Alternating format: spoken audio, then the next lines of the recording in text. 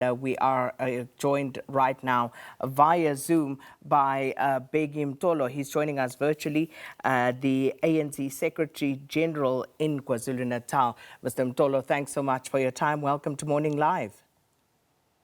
Welcome and welcome to your viewers. And I'm not the Secretary General. The Secretary General is Secretary. Comrade Balula.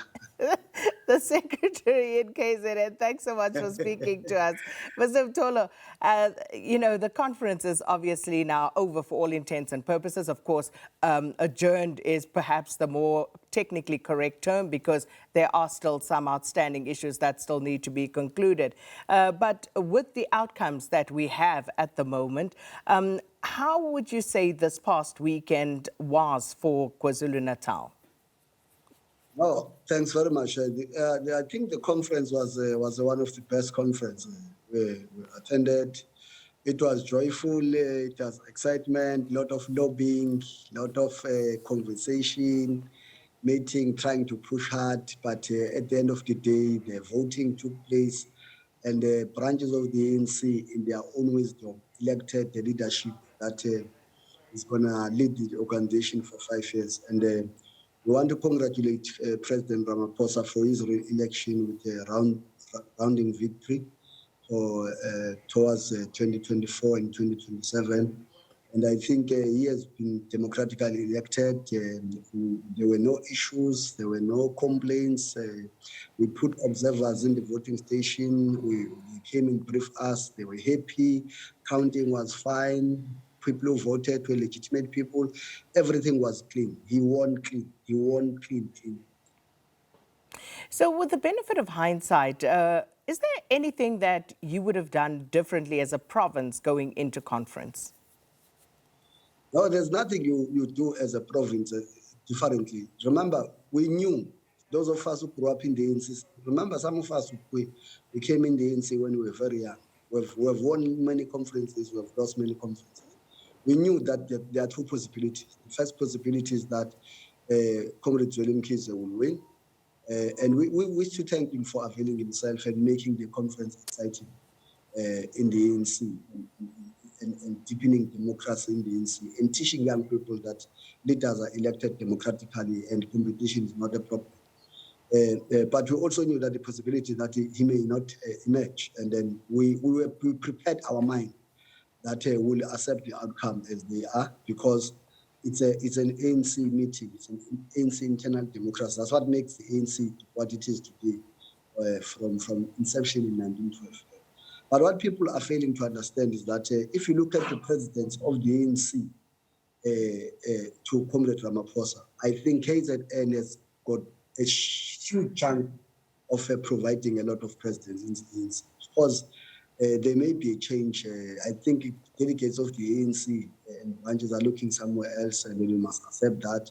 But now, what is important now is that we've got leadership that has been elected, is legitimate, is there, won clean, nothing, and then we must support it. But to us, our more rounding victory, because some of us in KZN, those leadership come from the youth league, was the election of Comrade Balula as the Secretary General, because we tried some time and then we failed, and then Balula was once a Secretary General of the Youth League, grew the Youth League significantly, and then he was a president of the Youth League, he grew the Youth League significantly, and then for him to occupy that position, to us, it's a huge victory as a generation of the youth.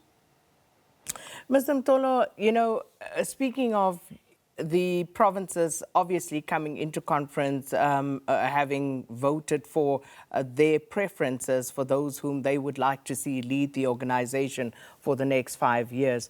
So much has been made of the fact that as the biggest voting bloc, KZN did not garner a single seat in the top 7. And I hear what you are saying, but many saying that this is a failure on the part of KZN to not have any direct representation in the top 7 because you were misguided in the way in which you approached this conference. Bheki Mtolo, for example, saying that KZN should disabuse itself of this notion that the president should come from its province and, maybe make better choices going into conferences. almost alluding to the notion of tribalism in how these matters are approached. What is your response to that? I spoke with him because I think that statement was unfortunate. I think I'm a secretary of KZN province in KZN, which is predominantly dominated by 90% Zulu-speaking people. I'm not a Zulu-speaking person. I'm coming from Kokstad. Kokstad is 90% Xhosa-speaking person area, and then I was also elected. Then it's not true that people of KZN they will only support somebody because they're Zulu. They've elected me overwhelmingly, knowingly that I'm a Xhosa speaking person. I go to branches in KwaMaphumulo, I go to branches in KwaNongoma. I address those branches in Xhosa. They don't have a problem. I was campaigning in KwaMaphumulo there. I was addressing volunteers in Xhosa because I'm a Xhosa speaking person. Then it's not true. People, they mustn't. But they also don't appreciate that at the longest time, KZN has played a significant role in the ANC. It has supported President O.R. Tambo to be the president in 1969. It has supported President Mandela to be the president here in Durban in 1991. It has supported President Thabo Mbeki in pre-conservative times. KZN has played a role to install president of the ANC in one province who are not Zulus. Then it's not true. They are just throwing a mud on us to make us fear to contest their positions. We are not like that. They know it very well. I think one time, even the Molwegi Mbeki, the brother of President Thabo Mbeki, he said he was taken aback when some people always say Zuma is tribalist because he knew him from exile. He even said, I think they're talking with a different Zuma because I know Zuma is not tribalist. I've worked with him. Then they are throwing a mud on us. And the facts are not in their favor, unfortunately. Evidence is against them.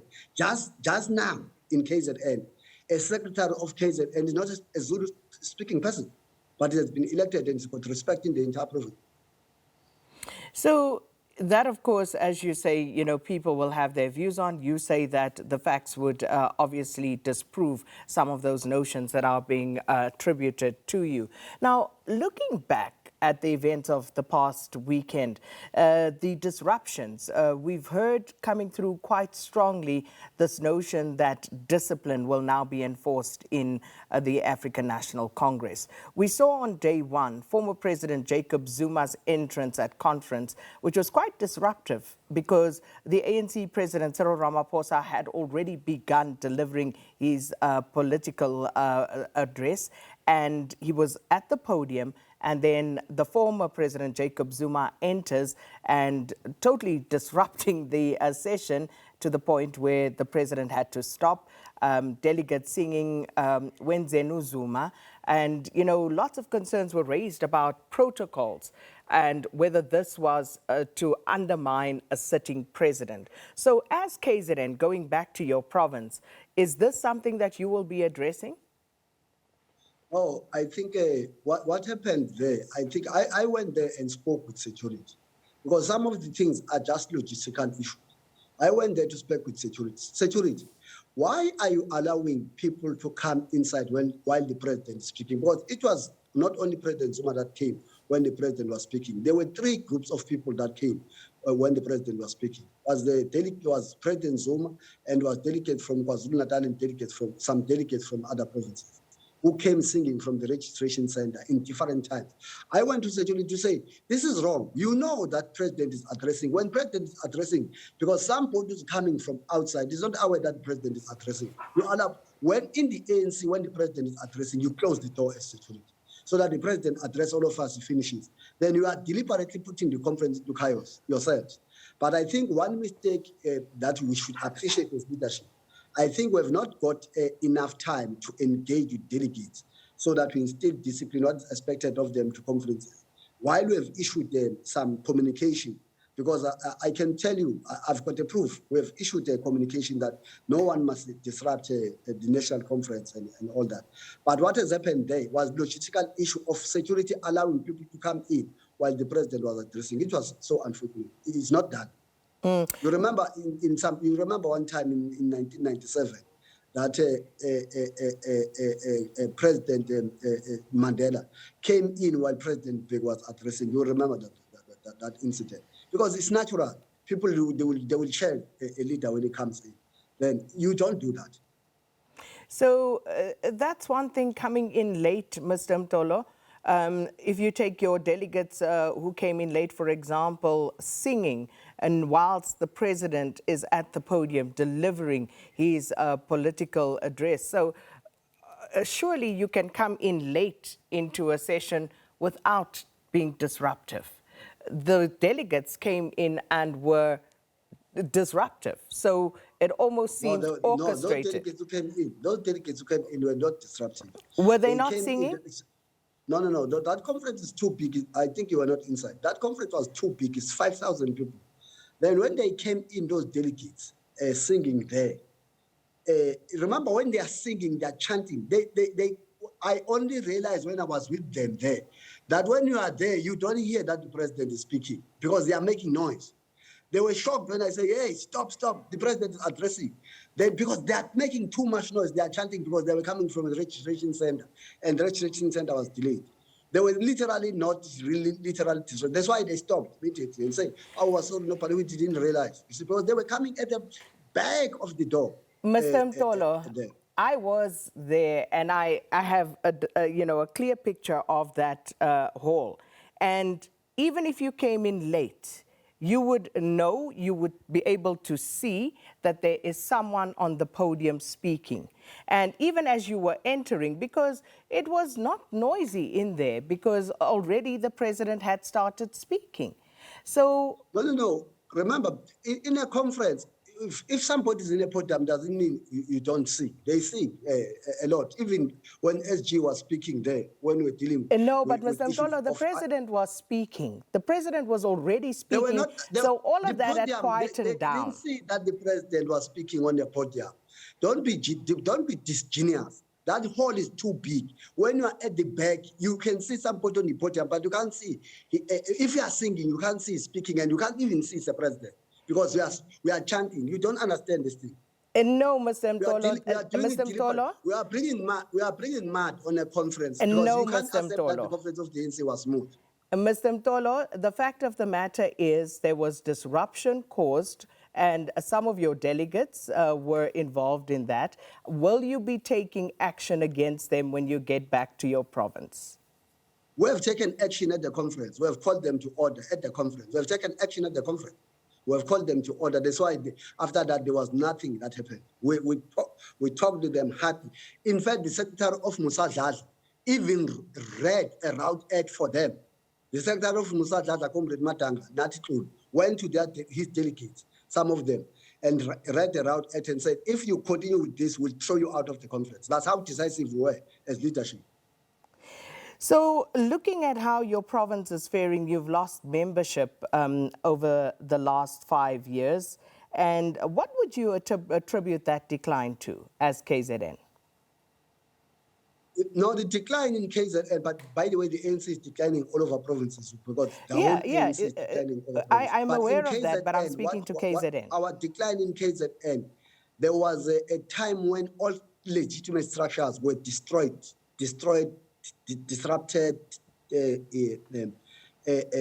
removed unceremoniously, and you have the regional task teams. And then that thing, at least for 3 full years, caused a lot of chaos in the organization. And then you can find that we're building pieces. But I think we'll grow up the membership now because we're stable. So moving forward from here on in, we are obviously still awaiting some of the resolutions, not some, all of the resolutions from conference in terms of the policy discussions. What would you say in that respect is top of mind for you as KZN? Which were some of the policy positions that you went in to this conference with that you wanted to see adopted here by the ANC? My take would be is to just reaffirm, because policies of the ANC are there and they are well known. The only deficiency from us as leadership is failure to implement them. Issues of inclusive radical socio-economic transformation. For example, there's no reason why we are failing to implement a state bank. There's no reason why we are failing to bring the expropriation bill in Parliament and pass it so that it drives a radical land reform in South Africa. But I think what is needed now, we will put a implementation program of our policies for the next 5 years, give milestones, what needs to be done by who, when, and how. If we can do that, and I think in the national Lekotla that Comrade Mbalula will do, we will have to make sure that we come out with a clear plan of implementing our policies within the next 5 years. Well, Mr. Mtolo, thanks so much for speaking to us. KZN Secretary Bheki Mtolo speaking to us there virtually about the role of KZN Provincial ANC and what transpired at the conference. And of course, we had that conference over 5 days from the 16th, and it ended yesterday. It's been technically adjourned because some of the business of conference is still to be concluded.